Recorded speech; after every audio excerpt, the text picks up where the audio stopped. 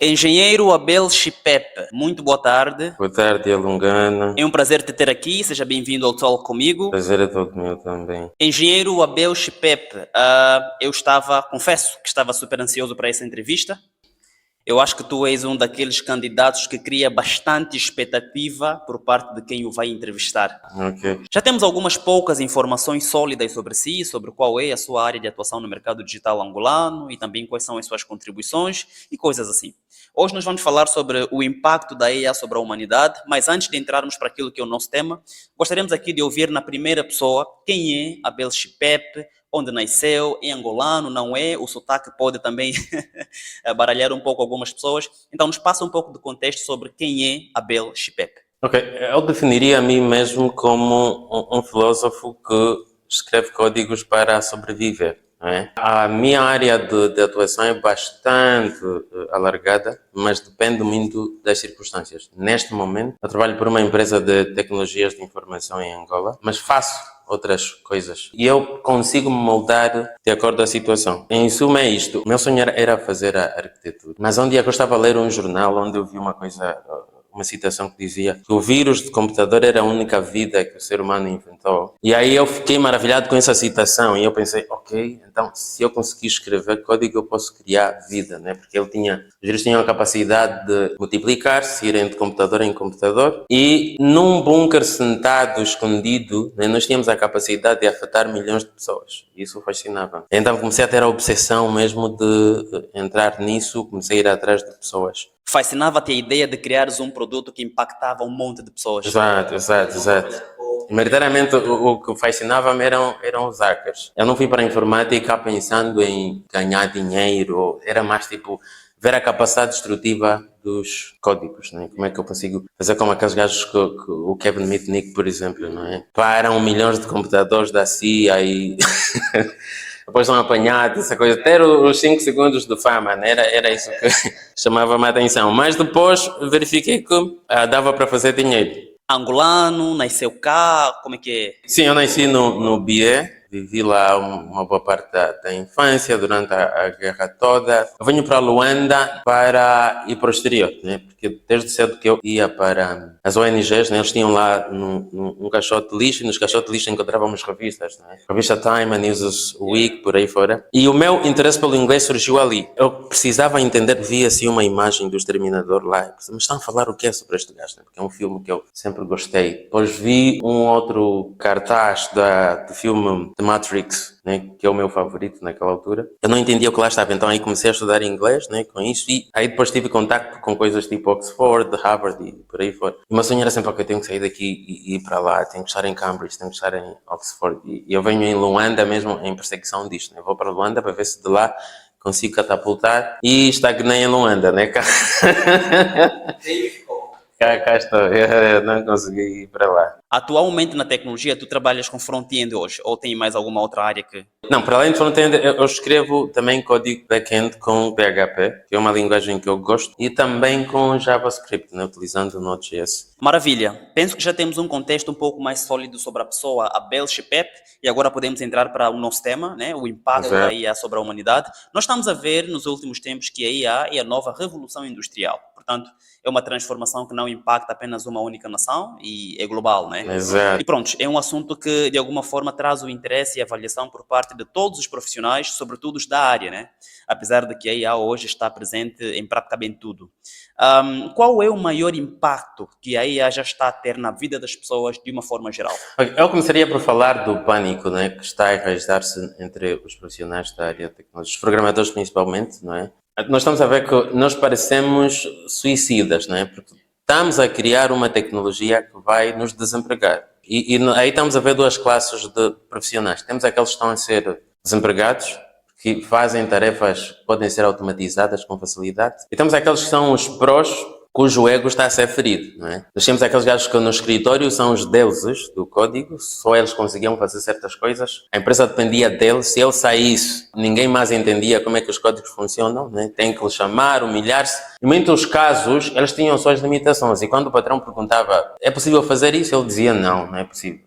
E todo mundo aceitava. Hoje isso tudo acabou. Até o Zé da esquina, não é? Consegue criar uma aplicação com no code. E quando nós dissemos não é possível fazer isso, o nosso patrão vai ao chat GPT, pergunta como é que se faz e ele próprio faz. Isso está a trazer um choque grande, porque muitos não sabem agora qual é a identidade que podem assumir.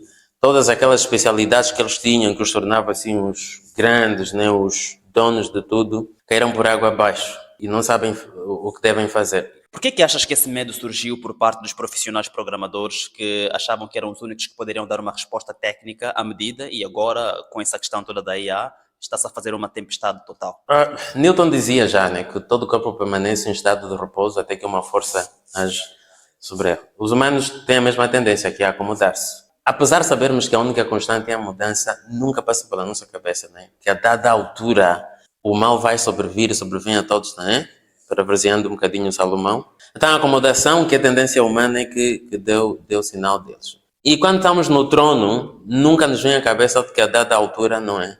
Vamos, não é, ser substituídos ou vai surgir uma tecnologia disruptiva, né? Que vai trazer uma nova realidade. E também a maioria dos humanos não tem uma estratégia para lidar com o desconhecido. E isto pode ser de alguma forma um problema, porque eu penso, por exemplo, que quando as pessoas se acomodam bastante e depois notam uma mudança de realidade, acabam sempre procurando resistir a essa mesma mudança, né? Tal como vemos, por exemplo, agora temos um monte de ferramentas de inteligência artificial automatizando um monte de coisas, alterando, neste caso, a forma de atuação dos profissionais humanos. E nós temos pessoas que têm disposição e facilidade em se adaptar ao contexto, mas enquanto que outros nem tanto, procuram continuamente resistir.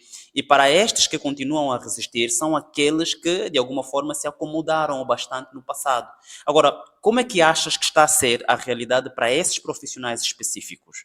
Antes de novembro do ano passado, nós tínhamos os modelos e os agentes com muita debilidade, não é? Aquilo que prometiam não é o que estava a ser entregue. E a maioria dos big coders, não é? O criador do Linux, o criador do Ruby on Rails, né, que são os tais influentes, não estavam relutantes em adotar isso. Mas depois disso, houve alguma mudança ali na transição do fim de 2025, em que os agentes começaram a ter uma capacidade muito grande. Mas este problema que muitos programadores estão a ter, há uma coisa que eu vou dizer, né, que a maioria tem que ter em conta. O ponto 1 é que nós vivemos numa sociedade capitalista. Na sociedade capitalista, o objetivo é maximizar lucros e reduzir custos. E uma das formas que o ser humano sempre utilizou de fazer isso é através da produtividade. Para ser produtivo é preciso estar a focar, não é? O indivíduo que é produtivo sabe diferenciar aquilo que é desnecessário e aquilo que é necessário. O princípio de Pareto diz que 20% vai produzir 80% de resultados. Isto quer dizer que há 80% de coisas que tu não deves focar. Tens de focar sempre naqueles 20, né, que vão os resultados aceitáveis. Não importa onde tu estiveres, o teu objetivo que deve estar na cabeça é sempre este. Eu sou uma das engrenagens dentro deste motor grande chamado capitalismo. O meu objetivo aqui, ou a minha função, o valor que eu trago ao mercado é sempre ajudar ou a reduzir custos ou aumentar lucros, ou as duas coisas. Se não estiver a fazer isso, eu sou desvalorizado. Preciso ter em conta isto. Depois, outro ponto que é necessário saber é que a maioria dos humanos tem um problema de produtividade. A produtividade implica sacrificar sempre alguma coisa. Se eu, por exemplo, estiver focado, eu não vou ter tempo de dar muita atenção à família. Muitos, para serem produtivos, né, descartam a família, outros sacrificam a saúde, outros sacrificam relacionamentos, né, com amigos, por aí fora, porque estão focados. Nem foco é isso. Por exemplo, eu posso estar a fazer uma determinada tarefa e a minha namorada está a discutir com as amigas, não é? Estão a duvidar se eu sou fiel ou não. E elas vão decidir que devem fazer um teste de fidelidade, vão ligar para mim a partir de um número desconhecido.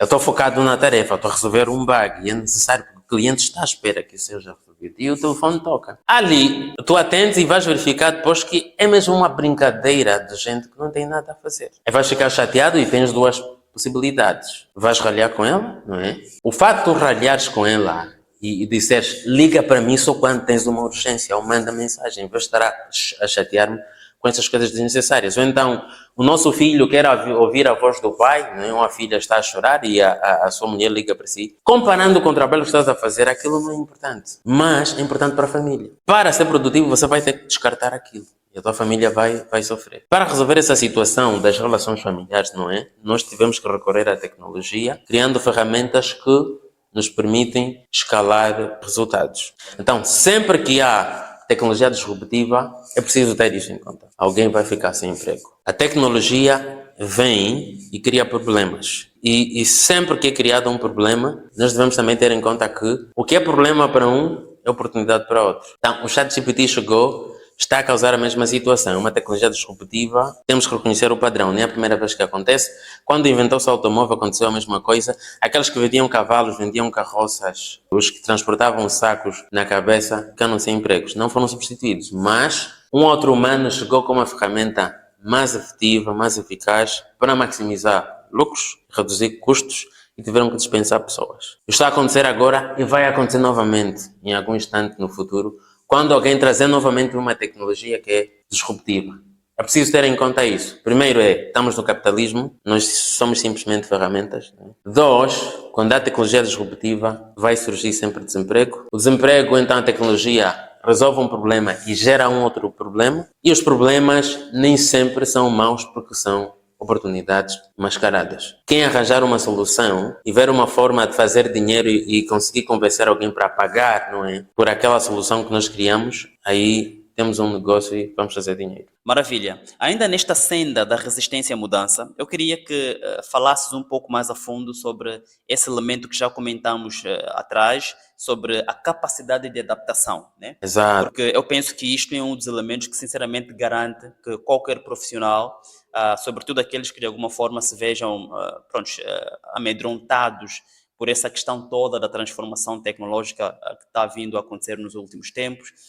Fale um pouco a fundo sobre como é que achas que deveria ser a forma que diversos profissionais deveriam se orientar nesta época que estamos a viver para que continuem se mantendo competitivos no mercado e necessitados. Não há razão alguma, não é, para acomodar-se e estar a lamentar, não é, a sentir pena de si próprio, né, e não escalar. Se um indivíduo que não tem conhecimentos de programação está a conseguir criar aplicações, está a conseguir fazer negócio, está a ir para o mercado, está a criar soluções. Imagina agora tu que já tens habilidades, né, já conheces profundamente como é que aquilo funciona. Se também abraçares a tecnologia, onde é que vais chegar? Mas distante, tu vais fazer o dobro do que o Zé da esquina está a fazer.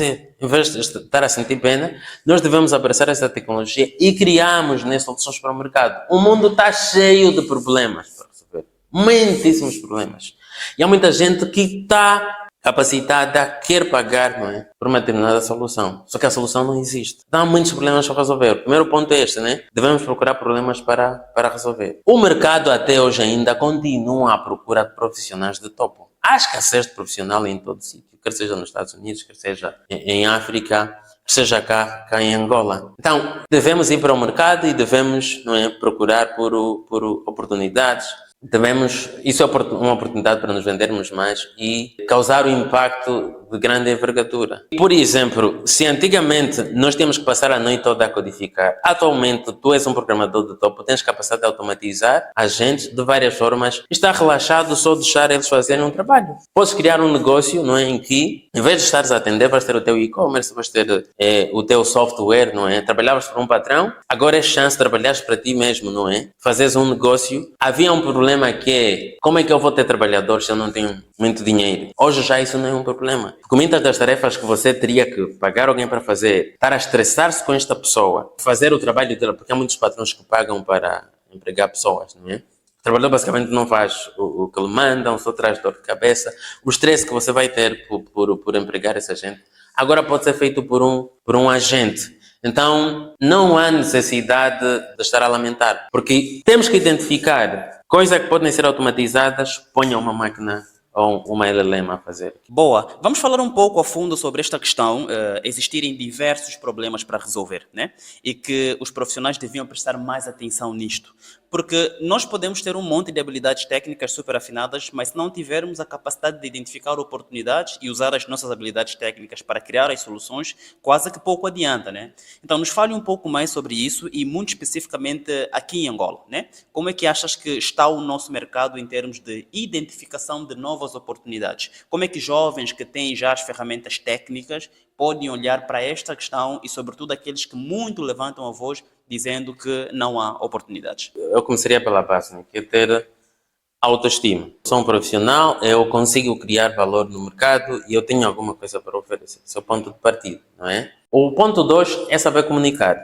Todo mundo tem que saber fazer venda. Nós estamos constantemente a convencer os outros alguma coisa. Quando uma mulher põe uma maquiagem, está a tentar programar o ser humano que olha para ela. Está a convencer de alguma coisa, porque ela é bonita, por aí fora, e usa isso como influência. A capacidade de comunicação é o ponto central. Quem sabe comunicar, sabe vender. Quem sabe vender, vai vender gelos aos esquimós. Isto justifica jovens terem boas iniciativas, boas startups, mas não conseguirem escalar? É o que acontece com os engenheiros. A maioria atrapalha-se quando vai fazer uma apresentação. O cliente não consegue ter percepção de que problema é que ele está a resolver. Na cabeça dele está tudo perfeito, mas na prática nada acontece. Ok, só indo assim a nível de base, não é? A nível de inteligência artificial, nós estamos a ver várias empresas nos Estados Unidos que estão a criar soluções, né, que estão a vender para a Google, para o Facebook. Não é? O Facebook quis recentemente adquirir o Manus AI, não é?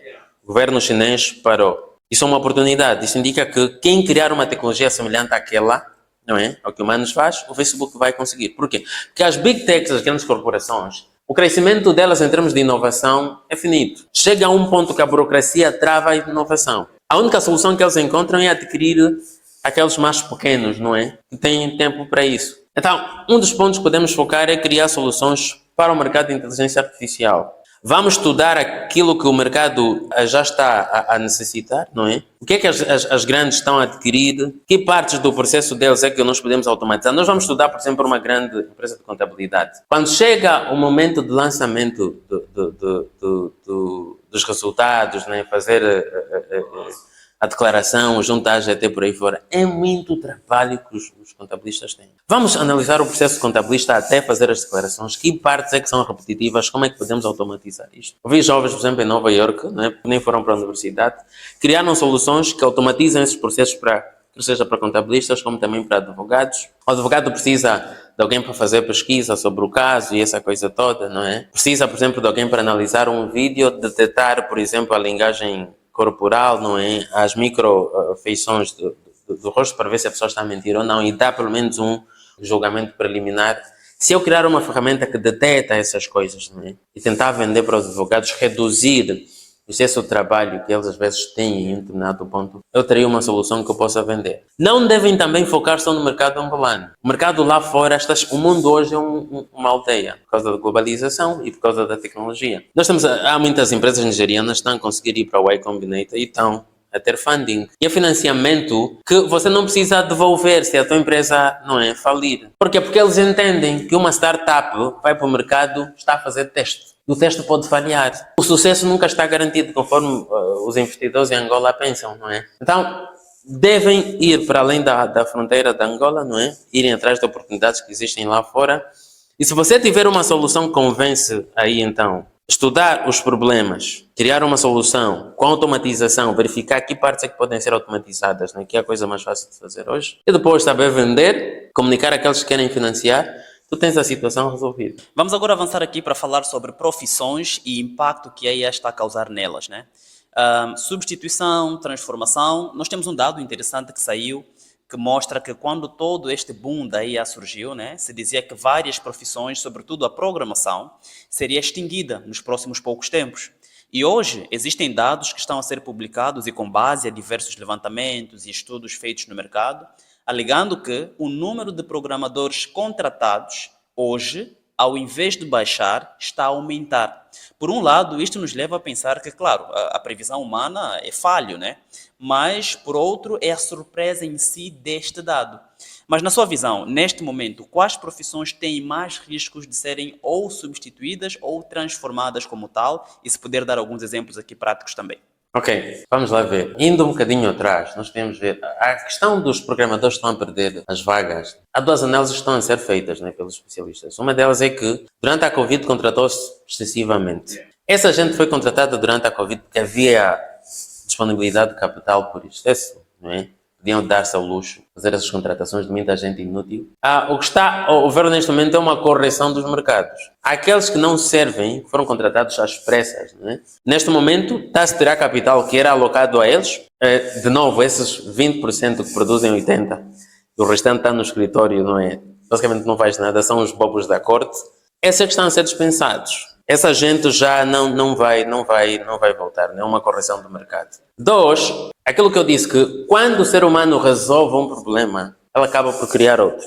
A inteligência artificial está a fazer com que muita gente seja empregue para utilizar agentes, estão a fazer muitas cagadas. Essas cagadas depois vai ser necessário corrigi-las. Já está acontecendo em muitos casos. Os programadores foram dispensados, estão a ser chamados novamente para virem corrigir aquilo que foi feito de forma errada pelos júniores que não entendem nada, porque muita gente estava a achar que simplesmente usar mecanismos de probabilidade iríamos resolver tudo. A própria Anthropic, que está sempre a dizer que o código está resolvido, não há mais necessidade de se preocupar com isso. Por que é que tem programadores a trabalharem lá? Quando eles dispensarem os programadores deles e o Claude tiver a fazer todo o trabalho que o Boris faz neste momento, aquela pilhada toda que eles têm ali, a Google tem mais de 1 milhão provavelmente de programadores lá. Quando eles dispensarem aquela gente toda, né, das subsidiárias, das subcontratadas, né, ali sim nós vamos começar a acreditar neste ponto. Enquanto isso não surgir, haverá sempre necessidade de programadores. O que está a acontecer simplesmente é aquilo que tu disseste, é a transformação da profissão em si. Isso é que nós devemos ter em conta. Ora, indo para as profissões que vão ser substituídas. Toda aquela profissão que tem tarefas repetitivas, não é? Por exemplo, trabalho das secretárias, que é enviar e-mails, responder e-mails, tirar notas, gerir a agenda do chefe, isso vai ser substituído. Podemos ter um agente a fazer isto. Com exceção daqueles casos em que ainda há necessidade do toque humano, não é? Saber que tem um humano lá, muitas vezes faz a diferença. Representantes de vendas, não é? Já estão lá, fazem um contacto com o cliente, fazem a gestão da relação com o cliente, não têm um networking aceitável como bagagem que trazem para a empresa, não é? Para dizer assim, ok, se eu saio, levo comigo os meus clientes, não é? Eles só estão aqui por causa de mim, por causa da relação que têm comigo. Quem não tem essa bagagem também vai ser substituído. Um agente já vai poder fazer isto. Um outro exemplo são os call centers. Não é? A Índia, que era um mercado onde se fazia outsourcing deste processo todo, não é? Agora está a perder mercado. Por quê? Porque os agentes conseguem fazer a mesma coisa. Eu posso escolher a voz, posso escolher a entonação do agente para comunicar-se melhor. O agente consegue determinar que este gajo está a ligar a partir da África do Sul. Pode manipular o accent imediatamente, ou o sotaque, para se identificar com o gajo que está da África do Sul, para ele perceber, ok, este não é um agente, isso é mesmo uma pessoa local aqui da África do Sul que está a me atender, entende os meus problemas. Está a ligar a partir dos Estados Unidos, ele vai para o sotaque, por exemplo, de um texano, né?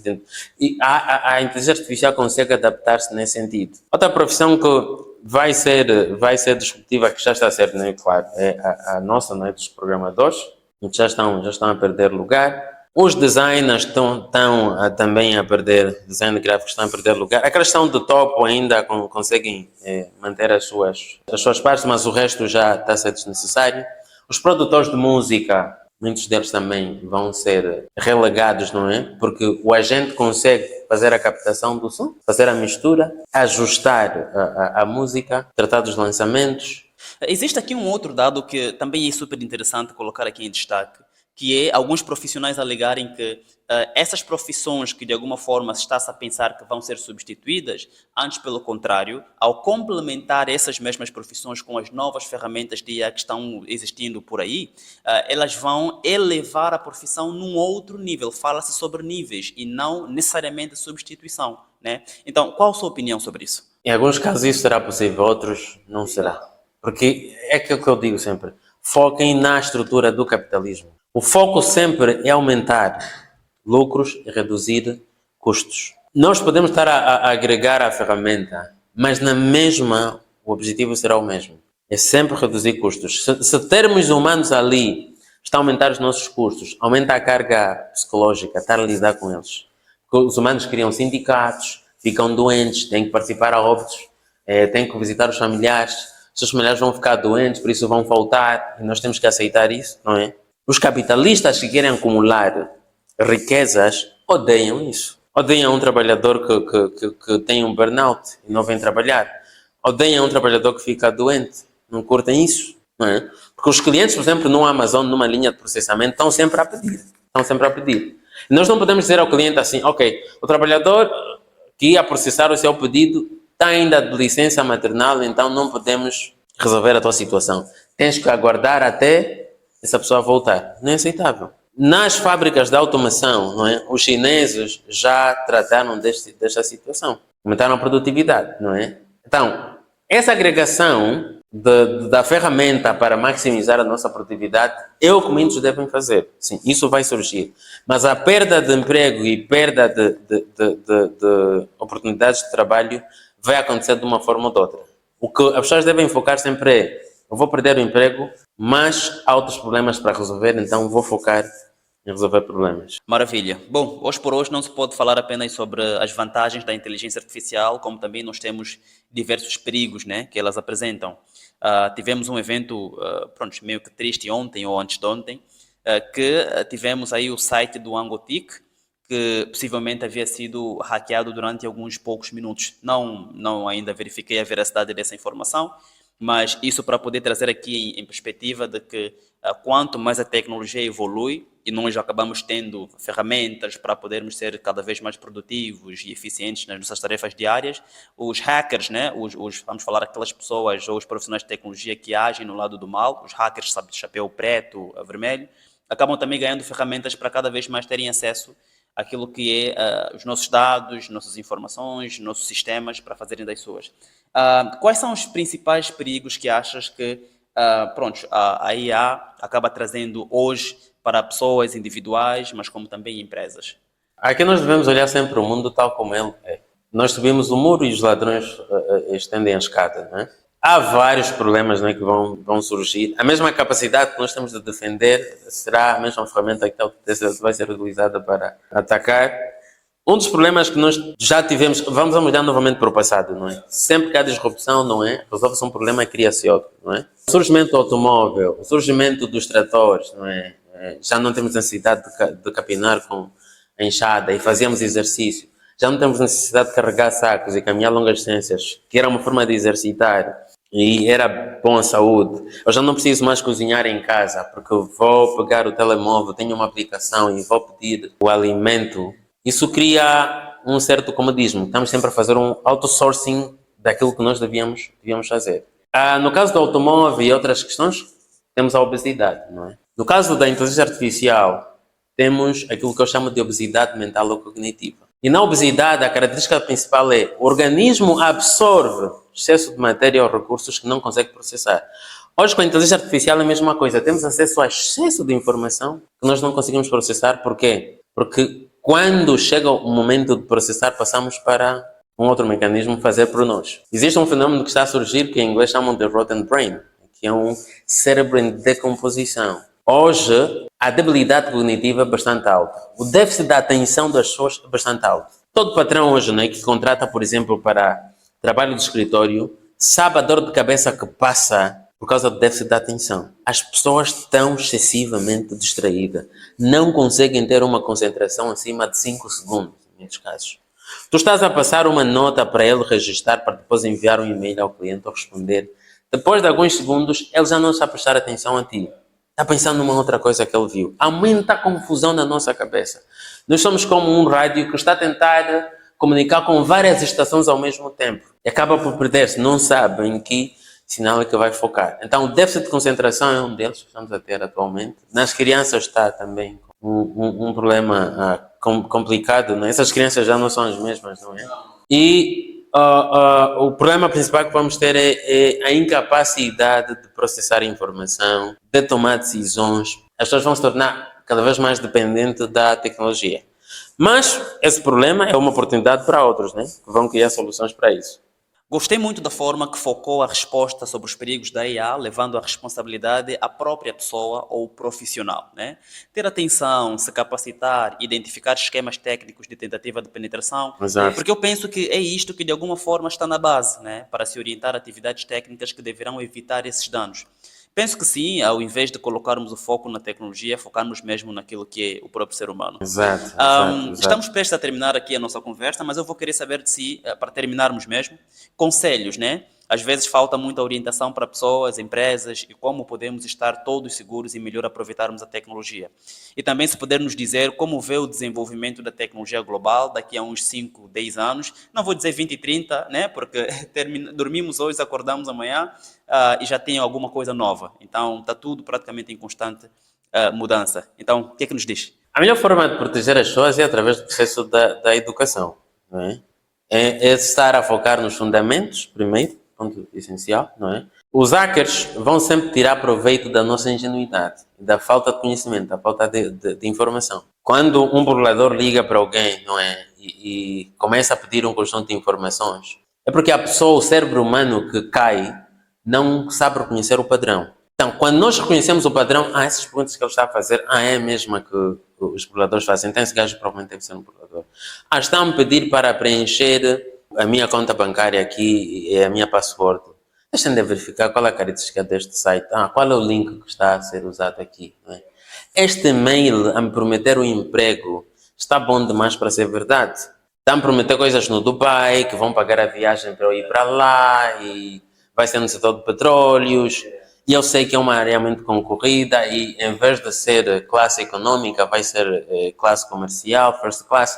Eu vou pensar, não, eu não sou assim tão importante, não é? Autoestima à parte, não é? Para aceitar que alguém lá no Dubai leu o meu perfil nas redes sociais e concluiu que deve me tirar daqui para Angola para lá. É não aceitar estas brincadeiras. E o cérebro, quando recolhe a informação e analisa o mundo tal como ele é, não tem uma visão romântica do mundo, aquilo que nós achávamos que o mundo devia ser. Porque isso é que mais causa dores às pessoas, não é? E reconhecer padrões, aí tu consegues, não é? Viver bem. Outro ponto é sempre focar nos fundamentos. Os fundamentos na vida são os mesmos. Um trabalhador, para ser contratável, o mínimo que deve saber fazer é saber ler, interpretar, não é? Para usar aquela informação e agir de alguma forma. Saber enviar um e-mail, saber responder, saber se comunicar, saber mais ou menos qual a base normal de uma comunicação interempresarial, que termos deve usar, como é que deve dirigir-se às pessoas, saber o nível das pessoas, não é?